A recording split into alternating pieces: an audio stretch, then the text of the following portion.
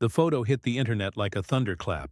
A dimly lit hospital room, a frail Dolly Parton lying in bed, her silver hair spread across the pillow, and country legend Reba McEntire seated beside her, tears in her eyes. Within hours, the image was everywhere. Headlines whispering, hashtags multiplying, fans posting candle emojis and prayers by the thousands. "Say it isn't true," one comment read. "Please, not Dolly." The post had that quiet, heartbreaking stillness of something final. The kind of image that makes people stop scrolling and just stare. But there was something off. The lighting felt wrong, the details strangely smooth, like a dream that didn't quite add up. Still, emotion moves faster than logic, and before anyone questioned it, millions had already believed it. A deathbed, a goodbye, a world ready to mourn the queen of country music. And yet somewhere in Tennessee, Dolly Parton was very much alive, laughing, working, and watching the chaos unfold. So how did one photo make the world think she was gone? Was it the power of rumor? Or just another cruel trick of the AI age? Within a few hours, the photo had become a digital wildfire. Twitter threads, Facebook groups, and fan pages all carried the same heartbreaking image of Dolly and Reba. People wrote long, trembling captions about growing up with Dolly's songs, about how her music had gotten them through heartbreak, through loss, through the quietest parts of life. Fans in Brazil were lighting virtual candles. In Nashville, country radio stations paused to play "I Will Always Love You" on repeat. And across every platform, one question echoed like a prayer. Is Dolly really dying? Then came the post that sent the worry into overdrive. Freida Parton, Dolly's own sister, wrote that she'd been up all night praying for her. It wasn't meant to cause panic.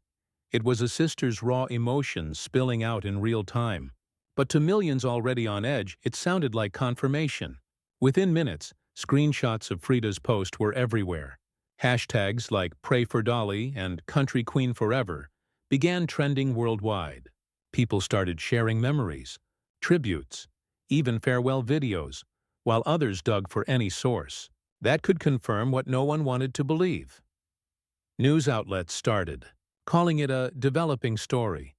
YouTubers rushed to upload tribute compilations, AI-generated, clips mixed with old concert footage, blurring truth and fiction until no one could tell which was which. It was mass confusion, modern grief in real time.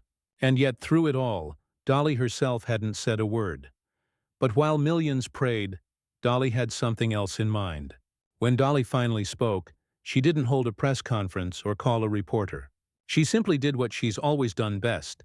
She looked straight into the camera and spoke from the heart. The post appeared on her Instagram feed late Wednesday afternoon.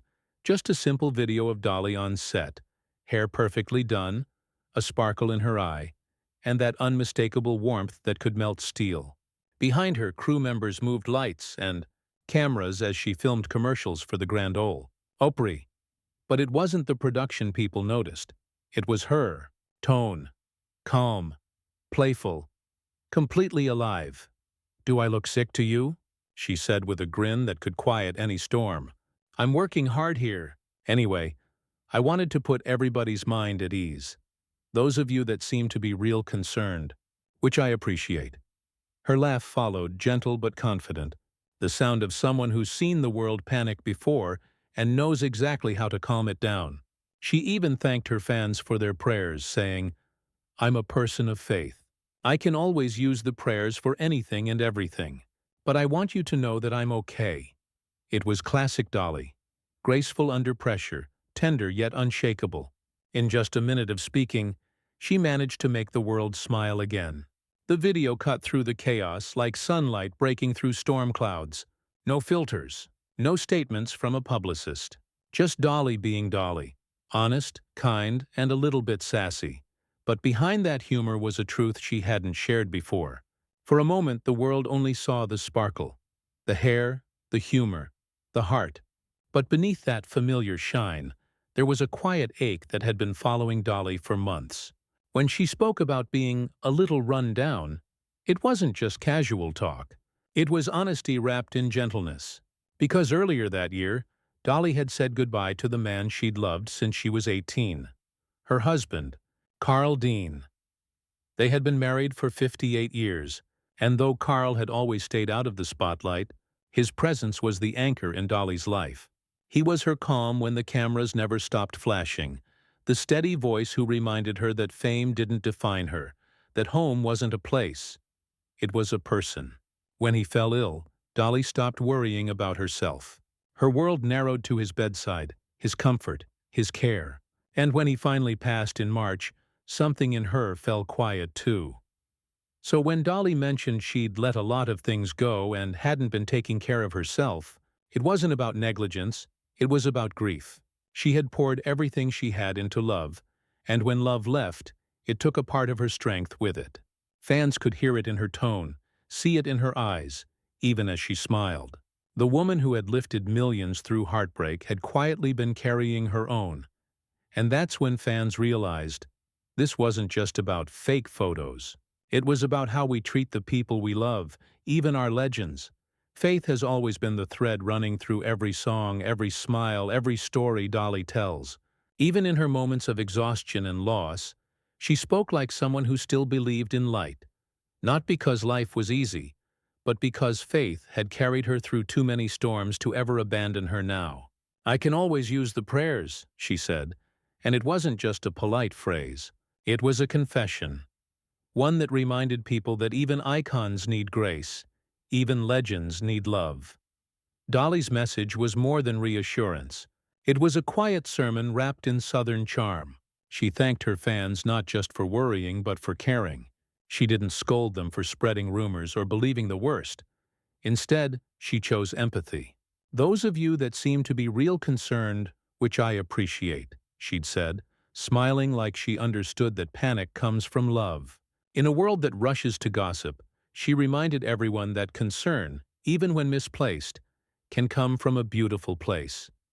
And as she spoke, something remarkable happened. The fear faded. Fans who had been crying hours earlier began laughing at her sass, commenting things like, "Queen Dolly never misses," and "She looks better than all of us combined." It wasn't just relief. It was reverence. The kind that comes from realizing you're witnessing someone who has mastered the art of grace under fire. But Dolly also had one more thing to say. Something only she could say. Then, with that unmistakable Dolly twang and a mischievous glint in her eye, she turned the whole rumor on its head. "I saw that photo going around," she laughed. "The one with me on my so-called deathbed with Reba McEntire sitting beside me. Now, I love Reba, but if I were really dying, she probably wouldn't be the one by my side." The line was pure Dolly, warm, witty, and delivered with the kind of self-aware humor that made the world fall in love with her in the first place. That single sentence diffused the tension better than any press release ever could.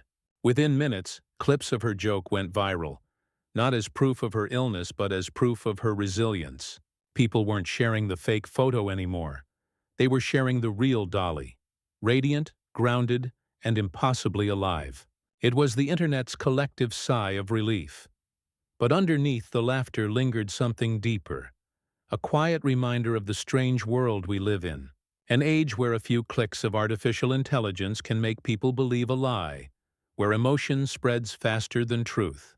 Dolly's reaction, half joke, half wisdom, wasn't just about defending herself. It was a lesson in discernment. She didn't lash out or condemn anyone. She simply held up a mirror to the madness, letting her authenticity speak louder than any algorithm ever could. And maybe that's why her words hit so hard. Because in the end, the truth wasn't in the pixels.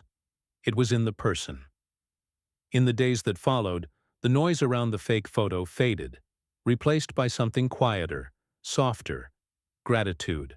The same fans who had feared the worst now flooded Dolly's comments with love, laughter, and stories of what her music had meant to them. "You saved me more times than you'll ever know," one wrote. Another simply said, "We're not praying for you anymore. Dolly, we're praying with you." It was as if, in reminding the world she was alive, Dolly had breathed life back into the people who loved her most. That's the thing about Dolly Parton. She has this rare ability to turn chaos into calm. She doesn't just correct rumors. She transforms them into lessons about grace, humor, and humanity. In a time when outrage spreads faster than truth, she chose compassion. When faced with fear, she chose laughter. And when the world tried to bury her under digital noise, she stood up smiling and reminded everyone what real authenticity looks like. Her message wasn't just about her health, it was about perspective, about remembering that behind every headline and every viral post is a human being, one who bleeds, grieves, prays, and hopes just like anyone else. For Dolly, fame has never been a fortress. It's been a window, one she keeps open so the light can reach both ways. So as the dust settled, and her voice once again filled homes, cars, and hearts, the lesson became clear. Even in a world built on illusion, truth has a sound and sometimes it sings. And if there's one thing Dolly reminded us, it's this: don't believe everything you scroll past. Believe in kindness, faith, and maybe a little bit of Dolly.